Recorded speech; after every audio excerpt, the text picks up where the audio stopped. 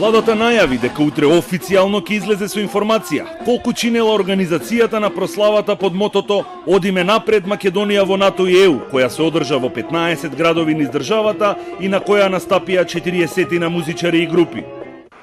Владата преку соопштение изрази благодарност до општините кои помогнале во одржувањето на манифестацијата и до музичарите за нивниот професионален однос.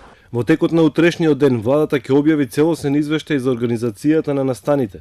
Владата изразува благодарност до општините за поддршката и помошта прославите да поминат во најдобар ред, а до музичарите благодарност за професионалниот однос и ангажман. Председателот на организациониот одбор на владата, координаторот Роберт Аладјозовски, изјави дека хонорарите на музичарите се движеле во рамките на нормални суми.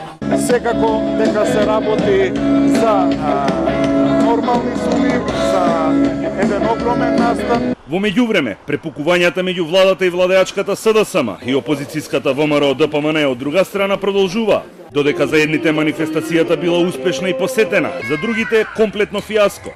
Двете страни вчера и денеска се надпреваруваа со соопштенија и со пласирање на слики и клипови на социјалните мрежи на кои има, односно нема луѓе на прославата.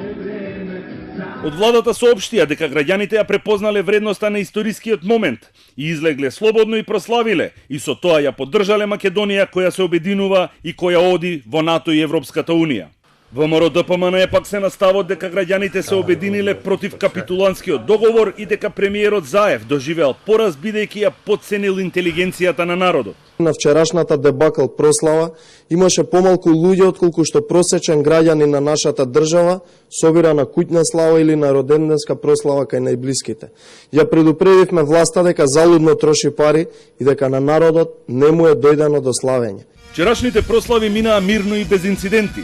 На прославата во Скопје, група членови и активисти на Левица го изразија своето незадоволство од членството во Алијансата, а од партијата тврдат дека нивна активистка била нападната. Од МВР соопштија дека добиле пријава и дека ќе ги проверат наводите. Музичарите кои беа најавени дека ќе настапуваат на вчерашната прослава се најдоа под жесток удар и огромен притисок на дел од домашната јавност и на социјалните мрежи. Единствено пејачот Владко Лозановски го откажа својот настап во Охрид и преку социјалната мрежа Facebook објасни дека целта му е со музика да ги спои, а не да ги раздели луѓето. Неколку групи и музичари најавија дека хонорарите од вчерашниот настап ќе ги донираат во добротворни цели.